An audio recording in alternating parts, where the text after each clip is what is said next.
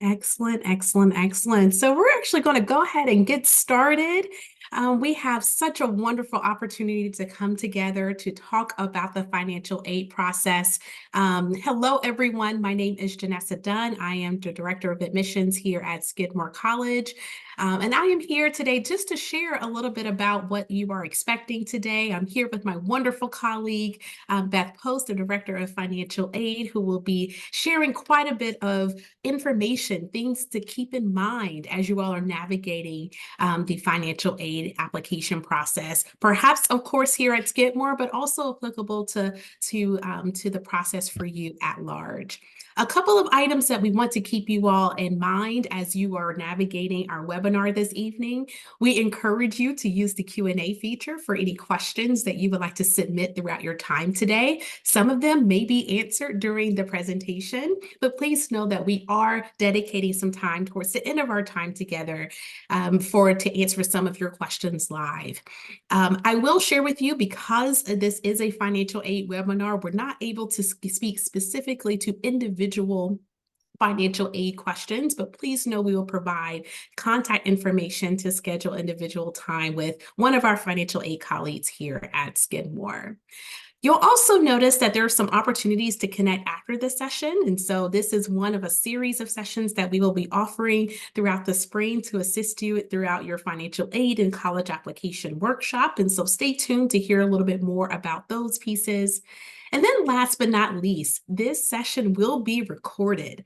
And it is also important to know that all of you all as registrants will receive the slide deck for this show. And so, of course, please feel free to take notes on your phone or on a notepad in that space, but know that we will distribute this content to you shortly thereafter this session. So just wanted you to be mindful of that.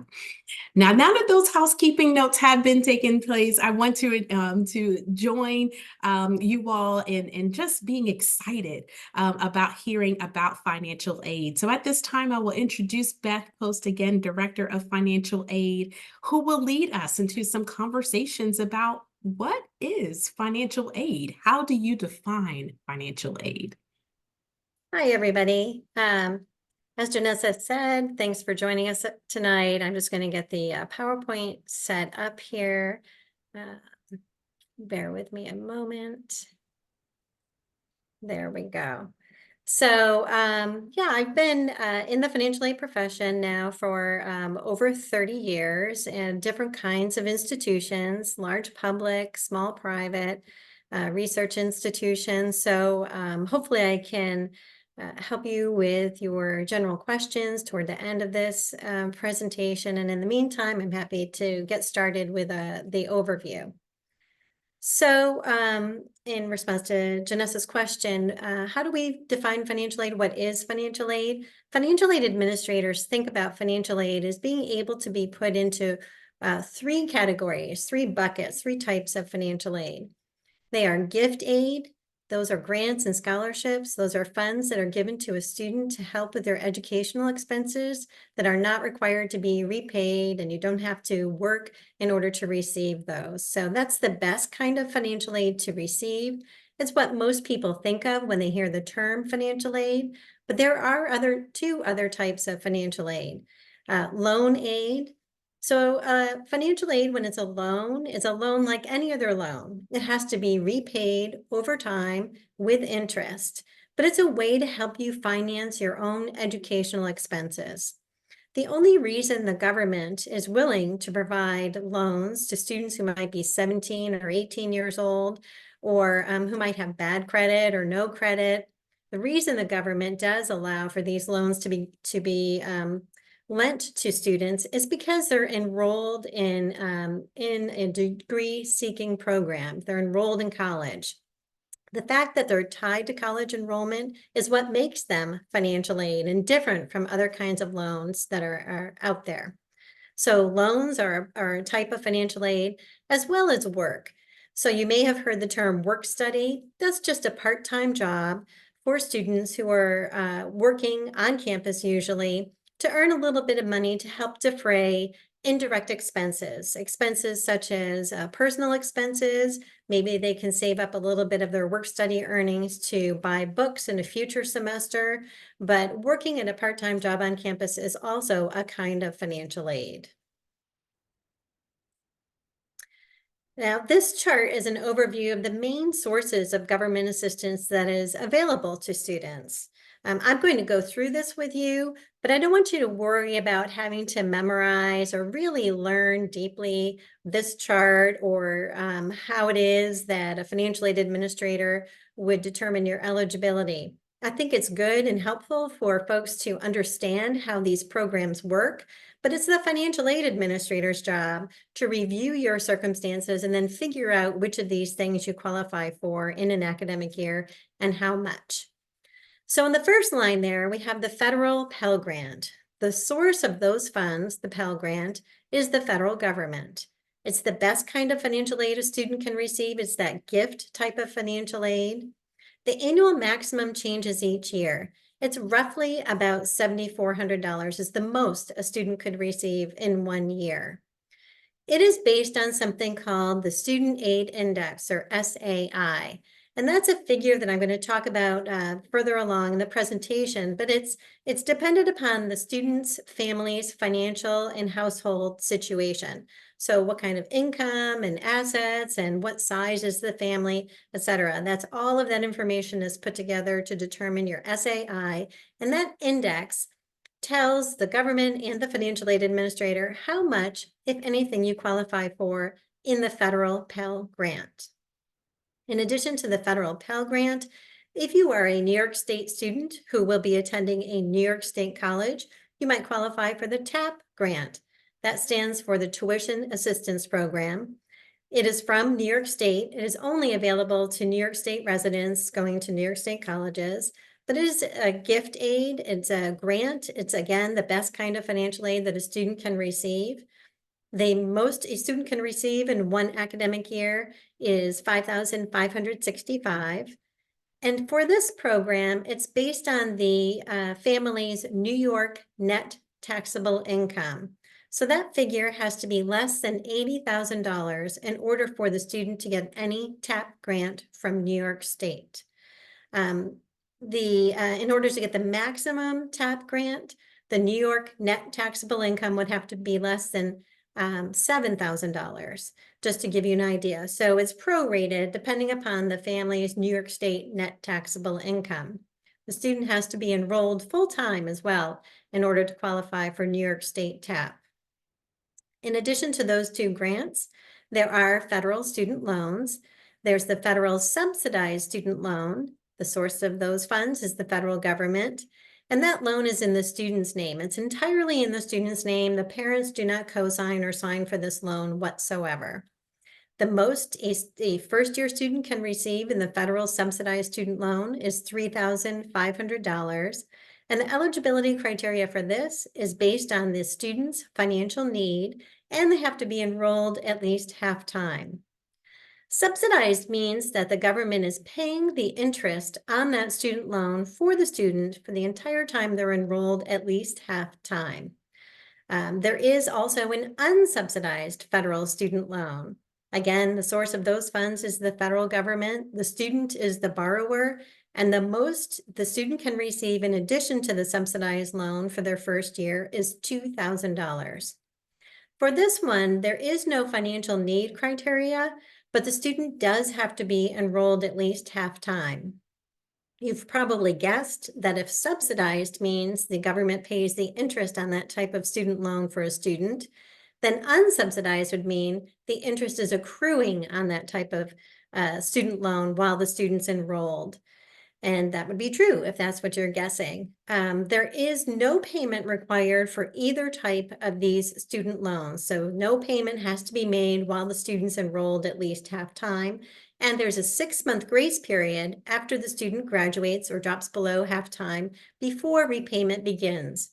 The standard repayment term on these loans is 10 years, but there's all sorts of a variety of types of repayment terms now that extend beyond the standard 10 years for students who need it, who need to extend the time and lower the monthly payment to make it affordable for them. The interest rate is a fixed rate. It does change, or it can change from year to year, depending on how interest rates are trending. So it's based on the Treasury bill rate. And the interest rate right now is right around 5%.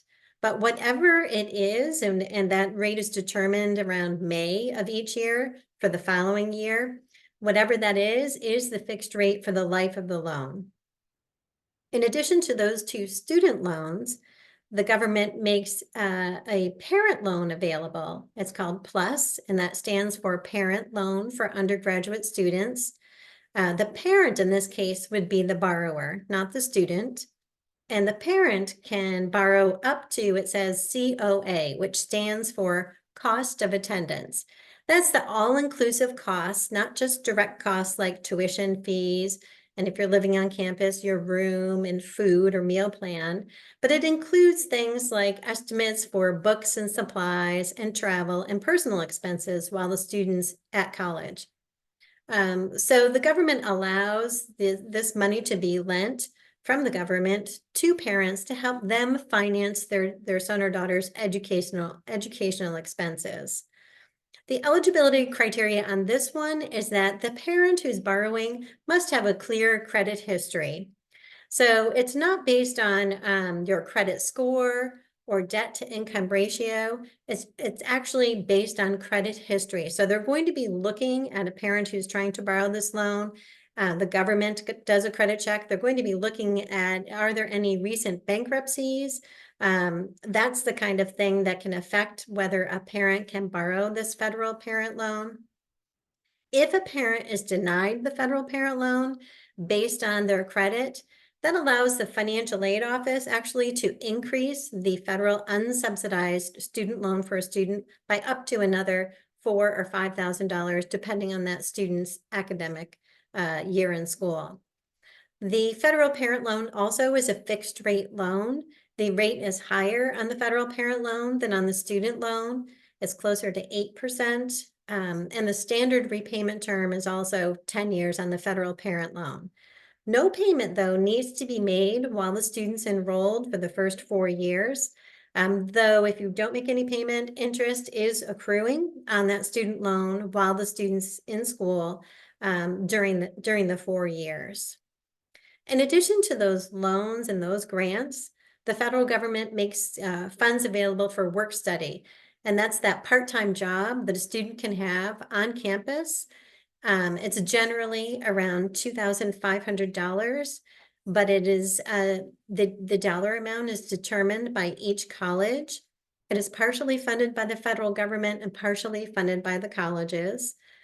And the eligibility criteria for this is based on the student's financial need in addition to what the school policy is. And school policy comes into play on this one because colleges are given a lump sum of money for this particular program to distribute to its students, and it's never enough, frankly. And so colleges have to determine policies, who's going to get it, what financial need range, what class years, et cetera. So they develop their own policies. So it can vary a bit from school to school, unlike the standard policies for the other programs. So how do you get access to those funds? Well, remember, you don't have to worry about memorizing those things. That's what the financial aid administrator is going to do when it receives your financial aid application. And so what applications are required? The FAFSA is the main financial aid application for those programs particularly.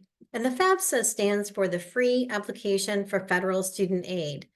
As Janessa said at the beginning of the program, you're going to be given a copy of this presentation, so you don't have to worry about scrambling to scribble down these URLs. You'll get that and you'll be able to refer to them. But the URL for the FAFSA is listed there. It's available now for the 2024-2025 academic year. It's usually available around October 1st for the following academic year. So October 1st of 2024, around then, it should be available for the 25-26 academic year. So in the fall is when you think about generally, applying for financial aid for the following academic year. The New York State TAP grant application is a separate application for New York State students attending New York State colleges, and the URL to apply for that grant is listed there as well. And the CSS profile is another financial aid application. It's a second form required by some colleges, including Skidmore. So for Skidmore, this is the primary financial aid application that we in the financial aid office use to determine your eligibility for Skidmore grant. We also use the data on the CSS profile to estimate your eligibility for federal and state financial aid. So the CSS profile is the primary financial aid application for prospective Skidmore students to be considered for all types of financial aid eligibility. If you are applying to a number of colleges, you want to check out the deadlines for each of the colleges, pay attention to the earliest of the deadlines, and make sure you get your application in by the earliest of all those college financial aid deadlines. For Skidmore, our early decision round 2, as well as our regular decision financial aid and admissions applications, our deadlines are the same, and that is January 15th. So a little bit more on the FAFSA. The FAFSA is simply a standard form on which demographic and financial information is collected about the student and their family. The parent and the student each need to create a federal student aid ID or username and password. You'll use that or reuse that username and password to do various things. You'll use it to complete the FAFSA every year. You'll use it if you need to log back into the FAFSA and correct any information that needs to be corrected if you realize you made a mistake. You'll use it to complete the processes you need to in order to borrow the federal student or parent loan. So you'll both need to create what's called an FSA user ID and password, and you can do that very early in the process. It does not have to be at the same time you complete the actual FAFSA. So you could do that, tonight if you wanted to get started on that. You can. It's good for 10 years.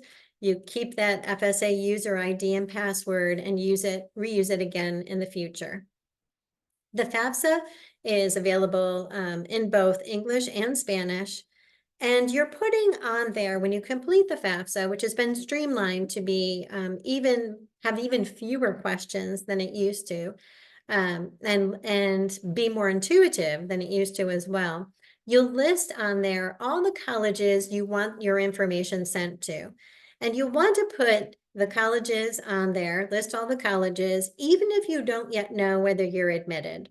So you complete the FAFSA and the profile in advance of knowing whether you're admitted to any college. You send the financial aid application just like you send an admission application by entering the code or the name of the college.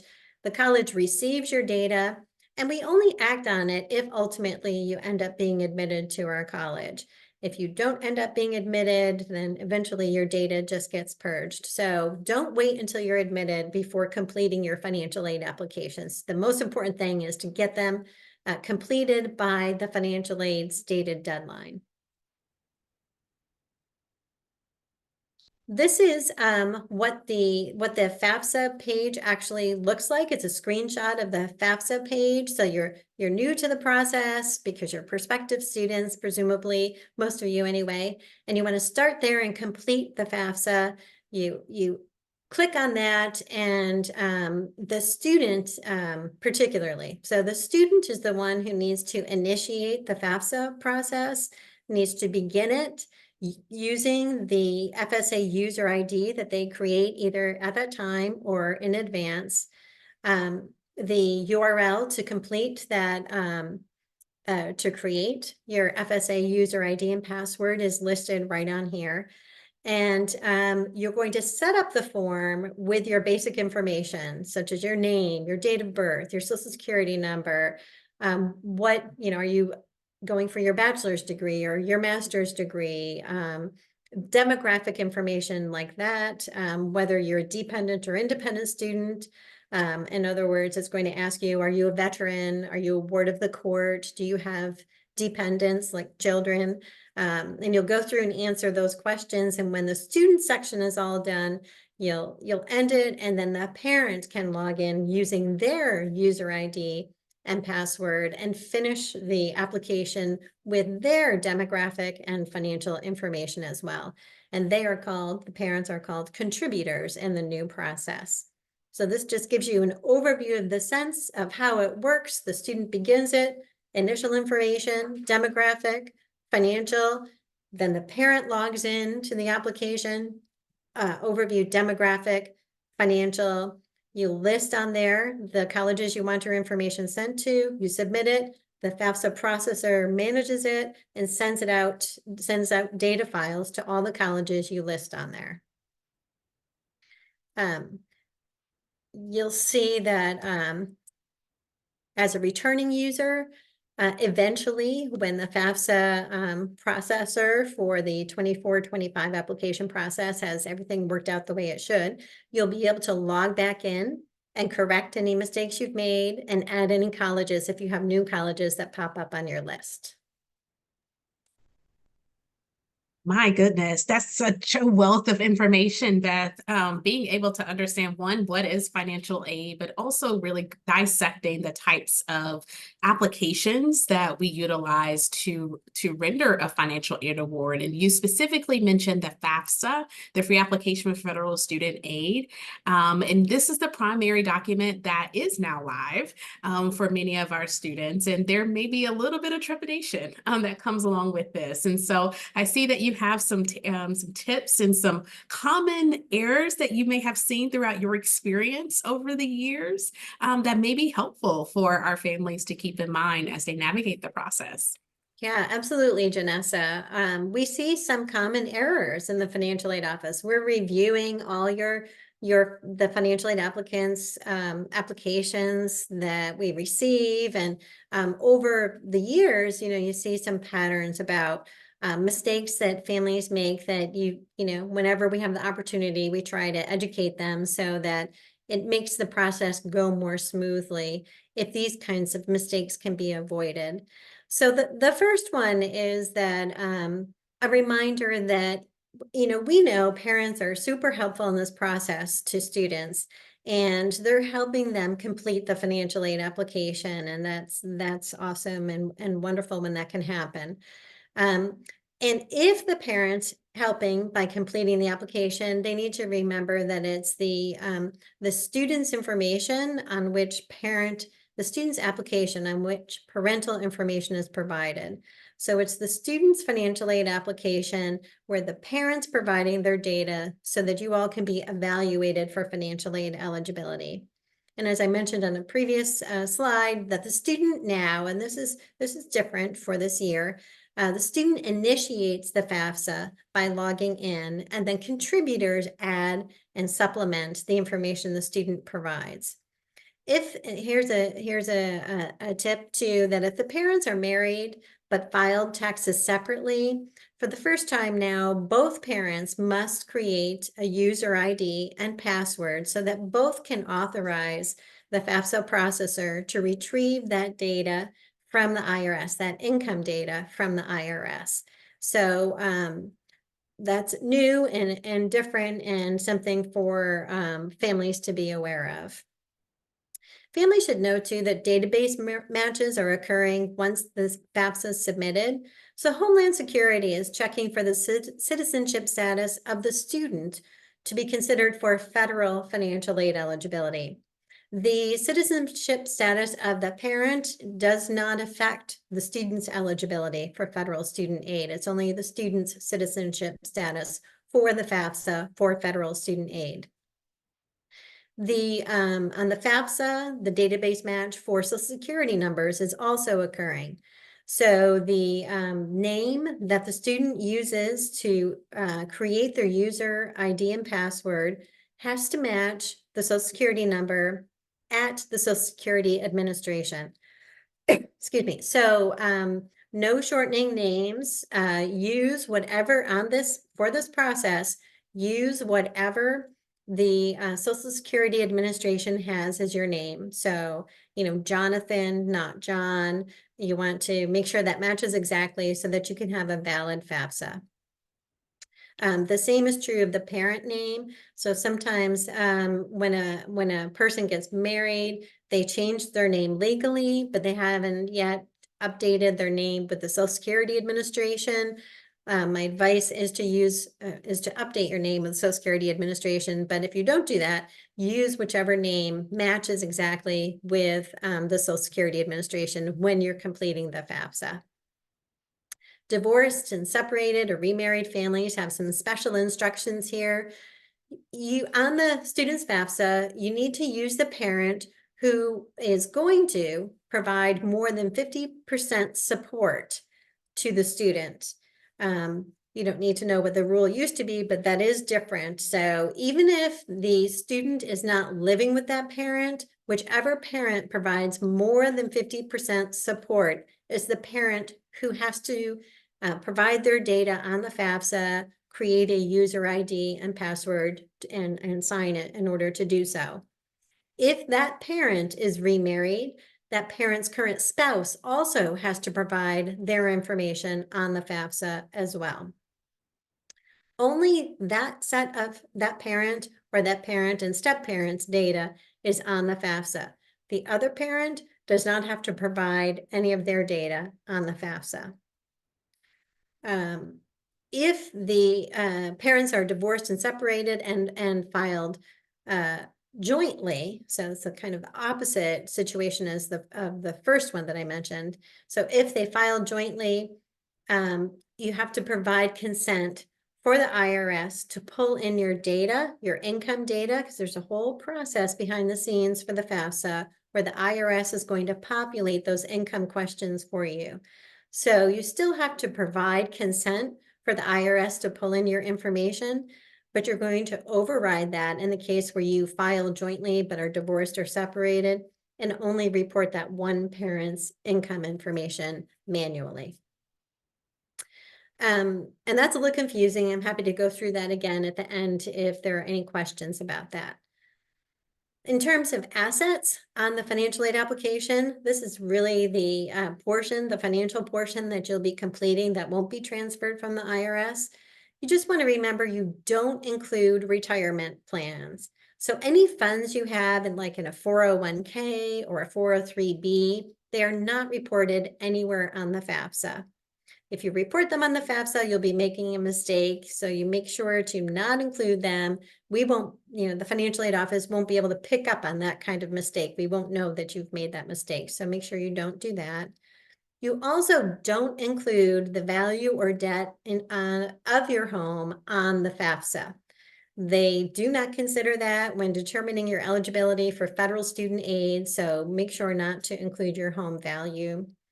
529 college savings plan, if your family has one of those for you or another dependent in your household, those do have to be included as an asset in the parent section of the financial aid application, not in the student section. UGMAs and UTMAs, if you don't know what those are, don't worry about it. That means you probably don't have one. If you do have one of those kinds of savings programs, those have to be reported in the student's portion of the assets, not in the parent portion. And finally, a tip here, don't use your high school email address on the FAFSA. Because oftentimes that expires after you graduate or shortly after you graduate, and the FAFSA processor is going to be communicating with you over the years through this financial aid application process. And the email address you use is really key to being able to get back into the FAFSA in the future. So use a Gmail or some other kind of general account or create one if you don't have one.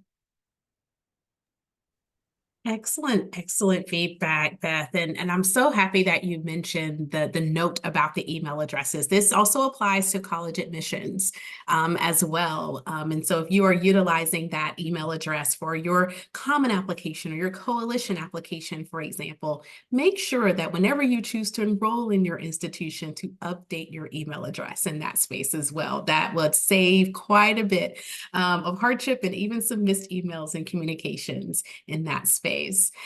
So Beth, you have been sharing a little bit and hinting, of course, a little bit to some of the newness of the FAFSA this year. And for some, we may have some family members who have navigated this process before. I know we have some prospective transfer students who may have submitted the FAFSA in prior iterations. So I'm really looking forward to hearing a little bit more about the new FAFSA and of course offering some time at the end of our time today to answer some questions in the Q&A about it as well. Yeah, absolutely. So anyone who's been familiar with the prior versions of the FAFSA should be pretty pleased with the changes, which really are an effort to streamline the application, make it simpler, have fewer questions on it, and also have really changed the process quite a bit. So some information here about things that are different. It also has resulted in a delay in the availability of the FAFSA, which many people might be keenly aware of, in addition to us here at the colleges. It is available now. When it first rolled out on December 31st, it was pretty glitchy from what we heard from families. They had some odd things happening technologically speaking, but as I understand it, starting this week, that has really smoothed out and it's been more consistently available and open and processing correctly. So good news. Let's hope that keeps on happening. So tax filers must provide consent now for the IRS to provide your income information on the FAFSA. So in the past, you could answer the question, do you provide consent, yes or no, and the process would move forward. Starting with the 24-25 FAFSA, you must provide consent for the IRS to access your data, or it will not be a valid FAFSA. There won't be anything the financial aid office can do with the FAFSA if you submit it without providing consent. So you really essentially have to provide consent. And why wouldn't you? Instead of, having to enter that income and tax and wage information manually, it should be whatever the IRS has as your information. So you want to provide consent, make it smooth, and make sure your FAFSA is valid. And in fact, this is an important point. Even, a lot of students don't earn enough money to file a tax return. So even if you're not a tax filer, you have to provide consent, because that's the way in which we're going to determine that you didn't file a tax return, that you didn't have enough income to report to the IRS. So whether a tax filer or not, provide consent. In the past, if there were siblings that the student had that were also enrolled in college at the same time, that potentially affected your level of financial aid eligibility. For federal financial aid, they've removed that. So it's no longer going to impact your student aid index, your ability to get a certain level of financial aid. So that is true. And there had been lots of rumors about that. So that is true. That has changed. Skidmore uses the College Board CSS profile financial aid application and the calculation that comes along with that. That still does take into consideration when a family has multiple students enrolled in college at the same time. So you can be reassured when we're determining Skidmore grant eligibility for a student, we're considering that you've got, more than one student enrolled in college whenever that's the case. And we'll continue to do that on into the future, not just for 24-25. For household size, the FAFSA is going to pull in the data from your tax return. It's going to look at your tax filing status, in other words, single or married or head of household, and add to it then the exemptions that you list on the tax return. That's how the FAFSA is going to determine your household size. You do have an ability to override that. You won't see what it is. It doesn't display to you any data it's pulling from the IRS, but it will ask you, has something changed since you filed your tax return regarding dependents? So that if you say yes, then you have an opportunity to say, yes, something has changed. Don't use that from my tax return. Use this instead. Yes, excellent, excellent feedback there. And I'm curious to know, as you kind of think through the new FAFSA, Beth, and really thinking through the nature of the process for bringing in not only kind of new language and determining what this looks like for families, but how do you also marry it with the CSS profile as well? And also thinking through calculating need in that space. Yeah, so we are, our profession is responsible for staying up to date on these changes in the federal government methodologies and applications, as well as the state, as well as the tools that we use to try and reasonably and fairly distribute our own grant assistance. So we are looking at it. It's the first year in a while, not in forever, but in a while, that there's some substantial differences between the two applications. But again, families don't have to worry about that too much.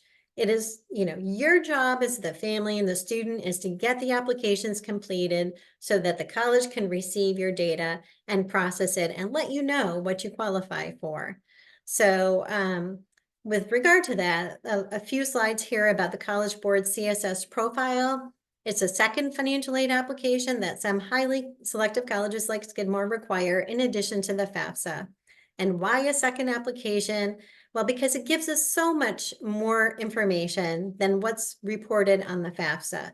So the FAFSA at Skidmore isn't even required until and unless a student is admitted and then enrolls. We only upfront from prospective applicants require the CSS profile, and we use that information that you're providing on the profile to estimate Skidmore grant as well as any federal and state financial aid eligibility. It collects things that the FAFSA doesn't, like your home value and debt, medical expenses that you might have had in the prior year, sibling college enrollment details, and there's a space for you to kind of free-form write anything that you think that you need to draw the financial aid administrator's attention to. So there is this second form that we require. If your parents are divorced or separated, we're going to ask that each parent separately complete a profile on the student's behalf and then send that information on to the college. And we look at the whole big picture of the family's ability to contribute toward the student's educational expenses. This is a screenshot of the CSS profile homepage. You would complete it for the fall of 2024, spring of 2025. That big red arrow is pointing to a link that'll tell you what other colleges for the 24-25 academic year require the CSS profile, so that you know you're sending the CSS profile or not. If the colleges you're applying to are not on this list, you can skip the CSS profile. But if they're on there, you don't want to miss this step. You could lose out on financial aid eligibility if you don't complete it for the colleges that require it. This you can take a look at when you receive the presentation after tonight. But this is for New York State students attending New York State colleges, and there's a separate form, a separate application if you're interested in a state school that you want to complete, and the rules and eligibility for that are listed on here, as well as a very long URL at the top.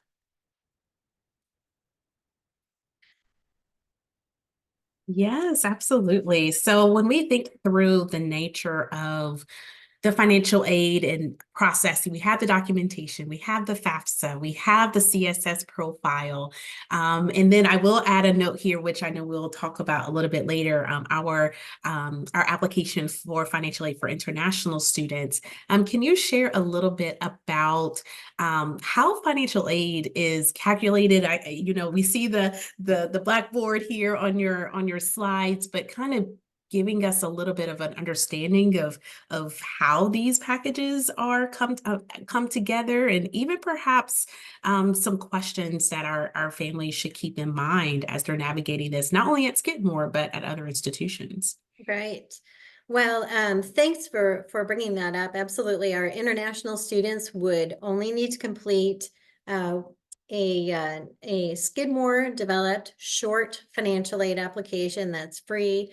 So if you're applying for admission, you're an international student, and you indicate on your admission application that you wish to be considered for financial aid or need-based financial aid, then a day or two after we receive your admission application, if you log into your admission portal, you'll see the financial aid application is listed there, and you log right in there and complete the relatively brief financial aid application so that we can consider you for financial aid. As a returning student, so let's say you're admitted and you enroll at Skidmore and you're an international student, you would complete the CSS profile for our need-based financial aid going forward if you did so the first year and were eligible for grant assistance. For domestic students, the CSS profile is required of all of our domestic students. So you're providing all of this information on the FAFSA, maybe on the CSS profile, and you're having all of this information sent to colleges. On the profile, like the FAFSA, you're listing the colleges you want your information sent to. We receive those data files, we match it up with the admission application, and then we're able to process those applications internally. And what we're doing at Skidmore particularly is we're trying to determine your financial need, what your need is for financial aid at our institution. And this is a very simple formula we use to determine that eligibility. We take our cost of attendance at Skidmore, tuition fees, room, meal plans, estimates for books and supplies and travel. We subtract your calculated family contribution or student aid index, which is a figure that's derived from all of the data that you're providing on the financial aid applications. And then the difference between that calculated number and the cost of attendance at Skidmore is your demonstrated financial need at Skidmore. A little bit more about that middle figure, that mystery middle figure called the family contribution or student aid index. It's based on these primary pieces of data: your family household size, how many are enrolled in college, excluding the student aid index, the parent income, the student income, the parent assets, and the student assets. Assets for financial aid purposes are the following: cash, savings, checking accounts, investments that are not retirement funds, and real estate or property. In the case of the FAFSA, that is not home equity. In the case of the profile, all real estate, including your home equity. And then business equity as well. If you own your own business, then the equity in that business is counted as an asset. Those are the only things you're reporting on the FAFSA and the profile that are considered assets. And all of that is put through actually two calculations: a parent calculation and a student calculation. What can the student contribute toward their own educational expenses in 1 year? And what can the parent theoretically contribute toward the student's educational expenses in 1 year? The parent contribution and the student contribution together are the estimated family contribution, or the student aid index. The student aid index is a new term, new figure. It's a figure that really just indicates on a scale how much this family may need federal support in order to send their son or daughter to college. And as you saw in that first chart, it is the figure for determining federal Pell Grant, but also your financial need. And it's that figure in the center that is being determined by your data, your financial circumstances, and your household situation. I'm going to move on to the next one. We're getting close to the end here, and I know we're getting a little tight on time, so I want to keep moving along here. So to take that example, or that information, that calculation one step further, what is an example? We have a student who, let's say, is part of a family of 4, they're the only one in college, and their family parent income is around $80,000 annually. And let's say they applied to 3 colleges, a 4-year public, a 4-year private college, and a community college. And as you can see on the first line, the price tag of those 3 colleges are really vastly different. At a 4-year public here in New York State, if you live on campus, it's going to cost you around $20,000 a year. At a 4-year private, similar to Skidmore, it might have a price tag of $70,000 or even $80,000 a year. And then a community college, which is supported by the state in which it is, located, the price tag may only be about $3,500, let's say, for full-time tuition for a year. Thinking back to that simple formula, taking the college price, subtracting the family contribution or student aid index, let's say that figure is around $9,000 for a family size of 4 with 1 in college and an income of around $80,000. So you subtract that, you can see on the bottom line, the financial need really varies quite a bit from one institution to the next. In the 4-year public, that student would demonstrate need of $10,500. 4-year private, the need is much higher because the cost of attendance is much higher. It's not the student situation that's changed, it's the top line price tag. And then at a community college, let's say that the cat is joining the presentation. There is no demonstrated financial need because the family contribution or student aid index is higher than the estimated cost of attendance. So 3 very different outcomes for one family applying on 1 or 2 financial aid applications to 3 different colleges because the price tags are very different from one institution to the next. So financial need and awards, as you can see, the need really varies from one institution to the next because the price tag varies. The financial aid, the resulting financial aid would vary as well. At Skidmore, we have a policy that says that we commit to meeting the demonstrated financial need of our students who are admitted, who apply for financial aid on time, not just the first year, but every year. So at Skidmore, if we had a student with this level of need who is admitted, we would provide need-based financial aid in the amount of $61,000. And that would be a combination of up to $3,500 in a student loan, student employment of around $2,500, and the rest of the funds would be in grant assistance. In the community college, the student didn't demonstrate any financial need, but they could still get the unsubsidized federal student loan and finance their entire full-time educational experience in their own name with one of those federal unsubsidized student loans. And a 4-year public, the student will qualify as well for the federal student loan, perhaps student employment, and grant assistance, maybe or maybe not, depending upon the availability of funds and the school's policies. So just because Skidmore would offer $61,000 in need-based financial aid doesn't mean that every 4-year private would or could. That's our policy, and our commitment to access and affordability is us saying we will meet your calculated need this year and every year going forward as long as you do your part and complete the financial aid application in a timely manner. But other colleges may not have the resources that Skidmore has, and so they may offer, $51,000 in financial aid because that's all they can afford to, or they may offer 41 or 31 or whatever they can based on their own financial circumstances.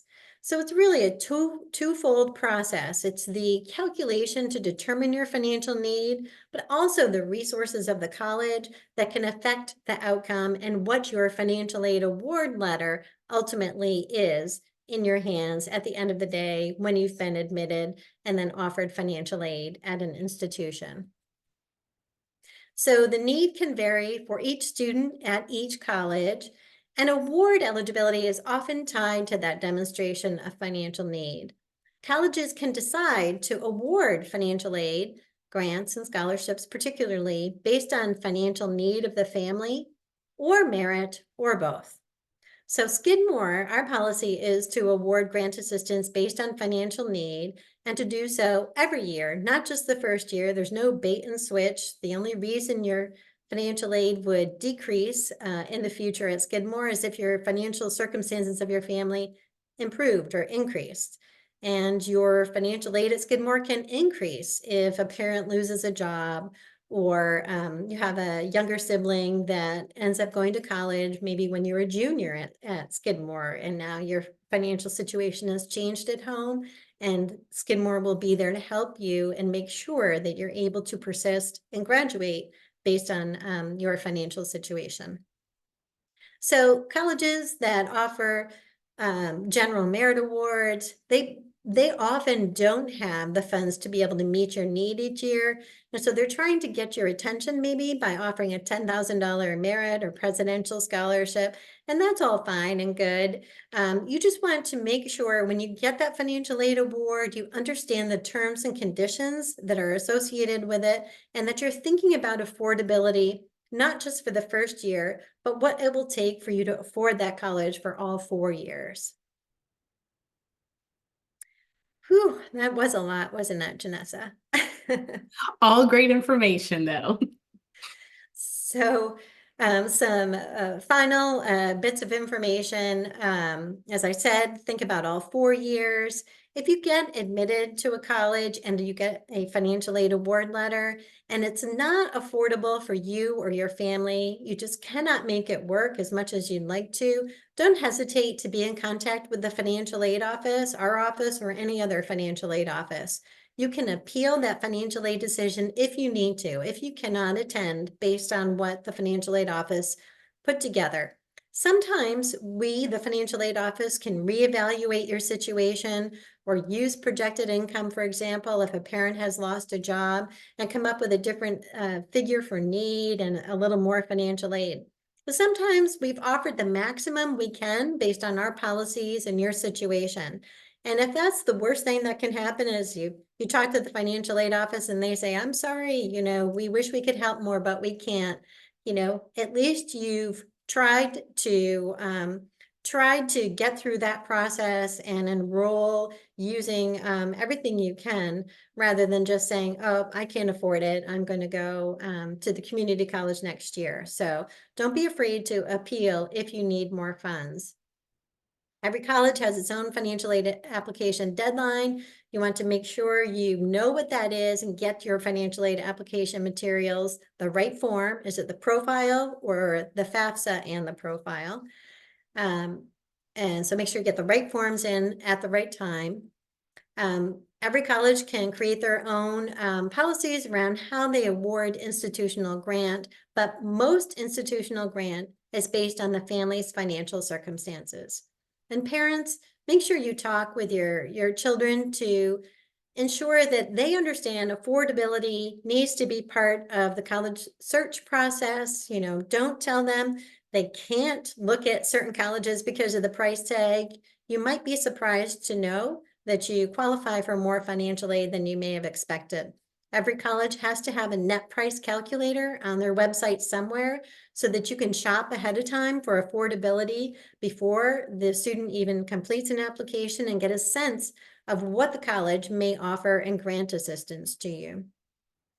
And it's okay to be strategic in the process and understand kind of what colleges may be looking for and what you can, as a student, what you bring to that college to help with their goals and mission and all of that. And that's something that you all can consider as you go through this process. Yeah, I think that we're a little bit over time. I apologize. Oh, not quite over time yet, just a little bit of time for questions, maybe.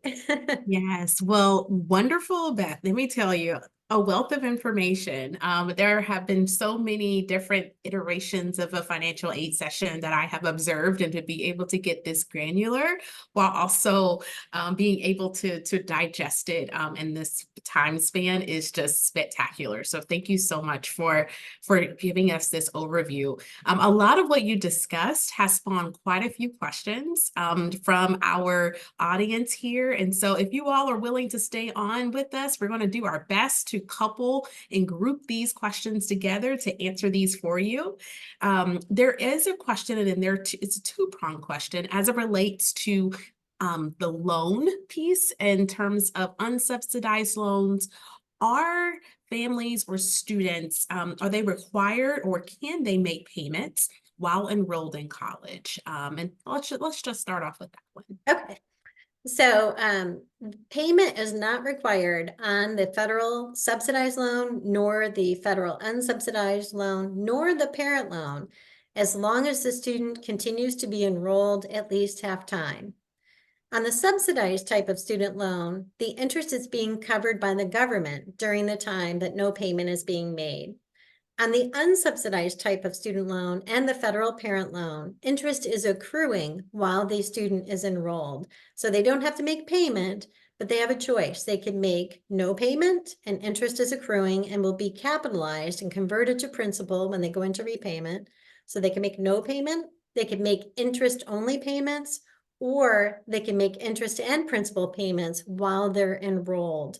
So that's the choice of the student, and they get to decide that during the process, not during the award process, but once they've enrolled at a college and the college shepherds them through that process to actually receive the funds. It's incredibly helpful. Thank you for that, Beth. And as a follow-up, there is a clarification in the group in the questions here regarding your note about grant assistance. During your breakdown, you mentioned a little bit about what the financial aid award at Skidmore may look like. One, we want to clarify that grant assistance is not a loan. And so can you reiterate that for us? Yes, grant assistance is not a loan. So absolutely. Grant assistance is, that first bucket of financial aid. It's gift money. So there are no strings attached to grant assistance or scholarships usually, unless there's perhaps a minimum grade point average. But the grant assistance from Skidmore is based entirely on the student's financial need. And it does not need to be repaid. It's gift money from Skidmore. That is excellent. Thank you for that clarification. And I'm glad that whomever submitted that question, I think multiple people probably wanted the same answer or wanted to ask it as well. There are several questions here regarding our international students. And one in particular is, you mentioned the international application for financial aid. And there's a question here is, do you have a preference between our international financial aid application and the CSS profile? Should they submit both? Which way should they go? That's a great question. So definitely you do not need to do both. We would never ask our international students to complete 2 financial aid applications because the Skidmore financial aid application is asking some of the same questions that are on the CSS profile. So it would just be duplicating your efforts. The CSS profile is more comprehensive, asks a lot more questions, but there's a fee associated with it. It costs $25 for one college to receive that, for you to send it and for the college to receive your data from the CSS profile, while the financial aid application that is Skidmore's own, that's inside the admission portal, is free to the student. So there's a slight preference for the college that you do Skidmore's financial aid application, but if you've already done the CSS profile as an international student, that's perfectly wonderfully a-okay. It just takes a few days for us to get that information processed and then update the admissions portal to indicate that the CSS profile is received. And when that happens, the opportunity to complete the Skidmore financial aid application will be removed from the admission portal. So either way, it's fine. You don't have to worry if you've done one or the other. if I were an international student, I would take the free shorter option, but you could do the CSS profile as well. That's so excellent. Thank you for that context, Beth. There are some other questions regarding the profile. And I know that you mentioned a little bit during the do's and don'ts of, the common errors that we may see within the FAFSA, but within the profile, there are two questions. Do you report your retirement in the CSS profile specifically? And also, if there is a parent who may not be as present in a student's life in that space, how do you report that on the profile specifically? Okay, great. Actually, really great questions. So on the CSS profile, there are questions about the parents' retirement plans and the values of them. And so, yes, you are answering those questions, but the data is never, don't ever report it on the FAFSA, only on the CSS profile. And also you should know that that's not part of the financial aid application, financial aid calculation. So it is part of the CSS application, but it is not factored in the calculation to determine your financial need. So it's not used in the family contribution or student aid index. It is there for context for the financial aid administrator. Most often it's if a family ends up appealing a financial aid decision, we're stepping back and we're looking at our calculation and what the bigger picture is financially for that family and how much they have in retirement funds. Sometimes informally kind of could influence an appeal outcome, but it's not part of the initial determination of your financial need. And the other question, I've forgotten now, the other question that you asked. It was retirement and the parental piece when it comes down to their Oh, experience. right. So if Mhm. if parents are separated or divorced and the other parent is not so much a part of the students current circumstances, so we do ask that the quote unquote non-custodial, the other parent, complete a CSS profile. When that's not possible, that requirement can be waived. And the College Board has a waiver form that you complete and provide the financial aid office some additional details that help us understand why it is the other parent can't complete the CSS profile. At Skidmore, we also accept simply an email to the financial aid office, ideally from a third party. So that's someone who's not a family member. So maybe a teacher or a counselor, school counselor or other counselor, about what's happening in the family that would lead us to waive asking for that the CSS profile from the other parent. So there are a couple avenues for informing us about what's going on and how to handle that other parent. And often we can waive the requirement that the other parent complete the profile when that's appropriate. Excellent. Thank you, Beth. And there's one question here before I transition over to some admission-specific questions and to wrap our time together. The question is regarding scholarships. I know we talked a little bit towards the end about need-based scholarships and merit-based scholarships, or just financial aid in general. Is Skidmore able to stack scholarships? What does that look like? Okay, so we do stack scholarships. So we have our need-based grant. In addition to receiving need-based grant, Skidmore has two non-need-based programs, merit programs. One is the Filene Music Scholarship, which is a music competition that's held on campus. And a student could receive $20,000 in the Filene Music Scholarship on top of any need-based grant, up to a maximum of our cost of attendance.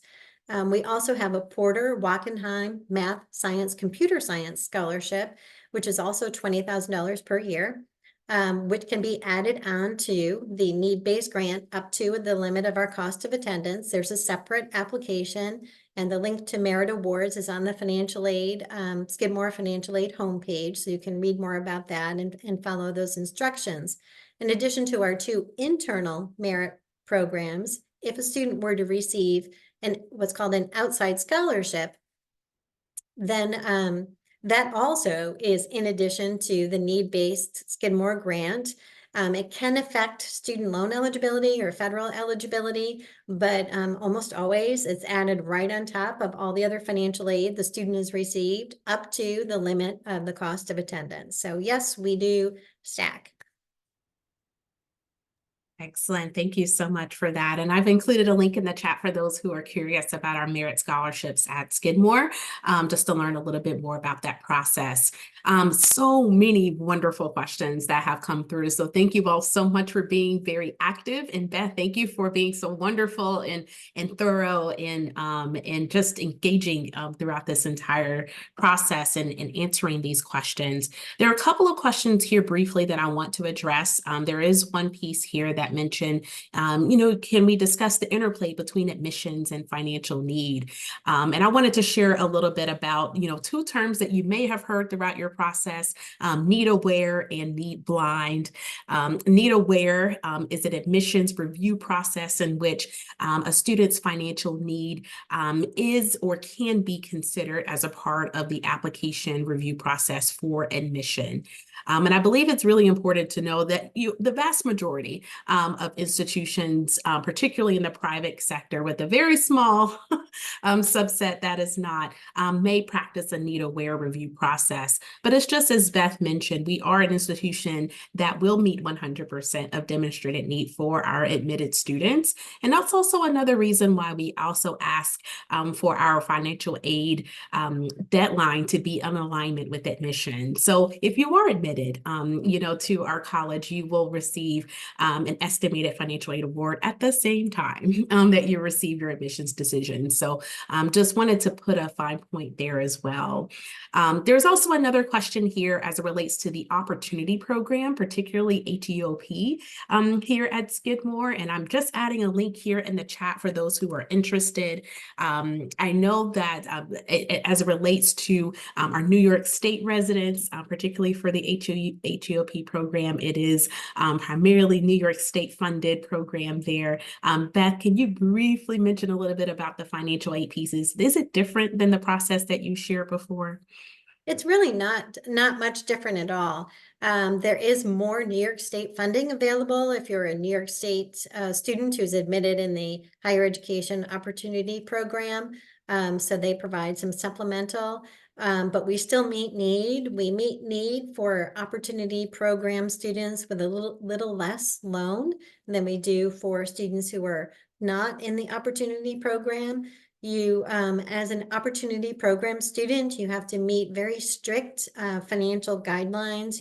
You've got to have income in a range that if you're even $1 above that range, then you don't qualify for New York State support. So we have to have more details about financial circumstances for students who are being considered for that program than we do for students who aren't being considered for that program. But you would have robust financial aid and full, support generally from Skidmore for the whole 4 years as a student who would be enrolled in that program. Excellent. Thank you so much, Beth. And again, thank you all so much for your excellent questions. There are so many that we wish that we could cover during this time. We did our best to cover as many as we absolutely could, but know that you are welcome to connect with us after today. You will be receiving a recording as well as the slides that Beth has mentioned a little bit earlier, as well as Beth's and her team's contact information, especially if you have very specific questions to ask regarding the financial aid process. I will share with you that we do have some additional information, opportunities throughout this spring if you're curious about the application process for admission in general, and some other ways to connect with some community members. So in the chat, you'll also find with us some ways to connect in a virtual space. But at this time, I want to go ahead and give my round of applause over to Beth for her time and partner in all, not partner in crime, partner in purpose in a lot of ways. And I know that sounds cheesy, but I believe it in this space as well. But again, thank you all so much for joining us today, and we hope to connect with you again soon. Take care. Bye-bye. Bye.